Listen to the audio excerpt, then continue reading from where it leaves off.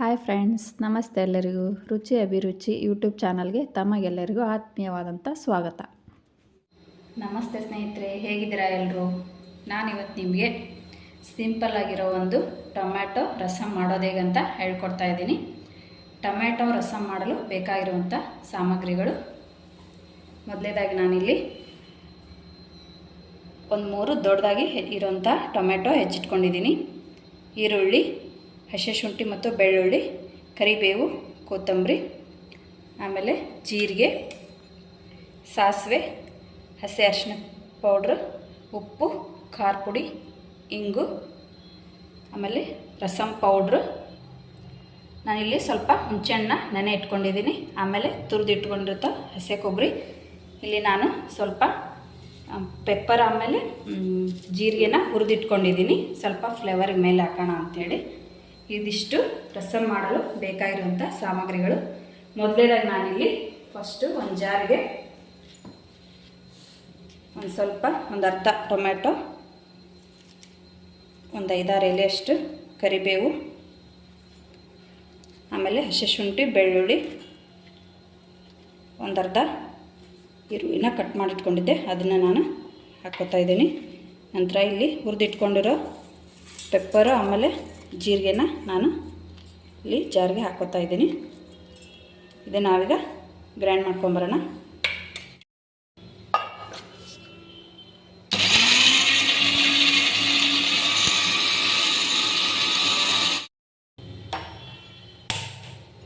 ಮೊದಲೇದಾಗಿ ನಾನಿಲ್ಲಿ ಒಂದು ಪಾತ್ರೆನ ಕಾಯ್ಲಿಕ್ಕೆ ಇಟ್ಕೊತಿದ್ದೀನಿ.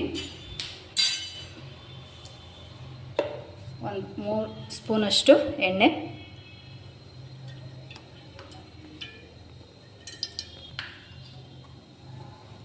ಈಗ ಎಣ್ಣೆ ಕಾದ್ಮೇಲೆ ಸಾಸಿವೆ, ಜೀರಿಗೆ,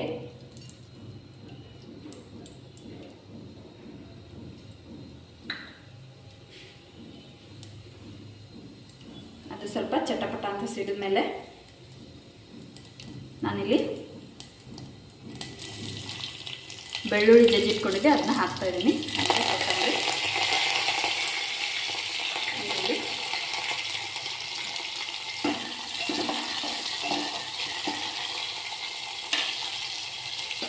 ಒಂದು 10 ಸೆಕೆಂಡ್ ಆದಮೇಲೆ ಹೆಚ್ಚಿಟ್ಕೊಂಡಿರೋ ಟೊಮೆಟೊನ ಆ್ಯಡ್ ಮಾಡಿ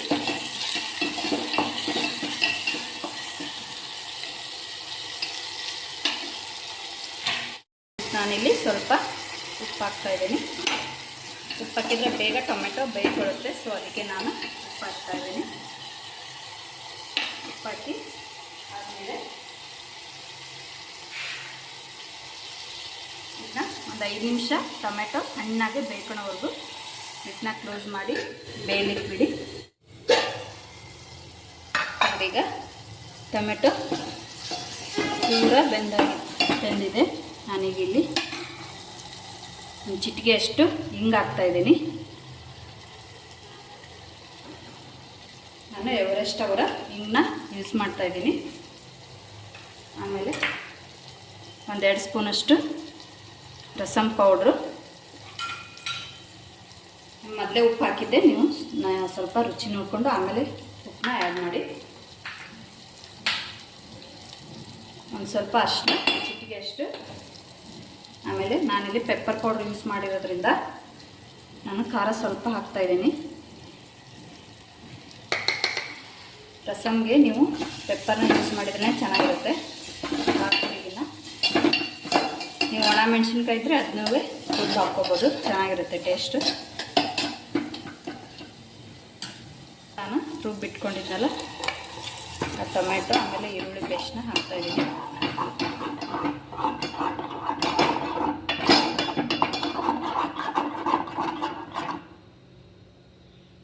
ನೋಡಿ, ಇದು ಈ ಥರ ಕುದಿ ಬಂದಮೇಲೆ ನೀವು ಎಷ್ಟು, ನಾನಿಲ್ಲಿ 1 ಗ್ಲಾಸಷ್ಟು ನೀರನ್ನ ಆ್ಯಡ್ ಮಾಡ್ತಾಯಿದ್ದೀನಿ.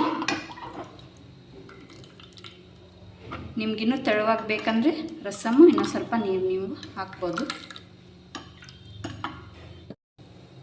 ನಾನಿಲ್ಲಿ ನೋಡಿ ಒಂದಿಷ್ಟು ನಿಂಬೆಹಣ್ಣಿನ ಗಾತ್ರದಷ್ಟು ಬೆಲ್ಲನ ಹಾಕ್ತಾಯಿದ್ದೀನಿ.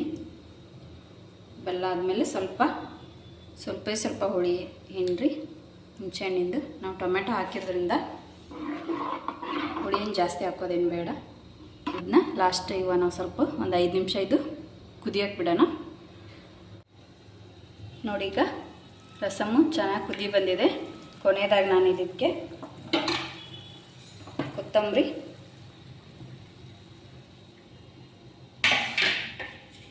ಆಮೇಲೆ ನಾನಿಲ್ಲಿ ತುರಿದಿಟ್ಕೊಂಡಿರೋ ಕೊಬ್ಬರಿನ ಆ್ಯಡ್ ಮಾಡ್ತಾಯಿದ್ದೀನಿ.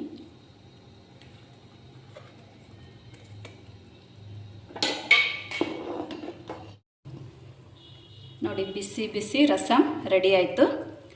ಇದು ಬಿಸಿ ಅನ್ನಕ್ಕೆ ಆಮೇಲೆ ಜೋಳದ ಮುದ್ದೆಗೆ ಸೂಪರಾಗಿರುತ್ತೆ. ಈ ಚಳಿಗಾಲದಲ್ಲಿ ಬಿಸಿ ಬಿಸಿಯಾಗಿ ಕುಡಿತಾ ಇದ್ದರೆ ಮಜವಾಗಿರುತ್ತೆ ನೋಡಿ. ನೀವು ಮನೆಯಲ್ಲಿ ಟ್ರೈ ಮಾಡಿರಿ, ನನಗೆ ಟೇಸ್ಟ್ ಹೇಗಿತ್ತು ಅಂತ ಕಮೆಂಟ್ ಮಾಡಿ. ವಿಡಿಯೋ ನೋಡಿದ್ದಕ್ಕಾಗಿ ಧನ್ಯವಾದಗಳು. ಈ ವಿಡಿಯೋ ಇಷ್ಟವಾದಲ್ಲಿ ಲೈಕ್ ಮಾಡಿ, ಶೇರ್ ಮಾಡಿ, ಸಬ್ಸ್ಕ್ರೈಬ್ ಮಾಡಿ. Thank you.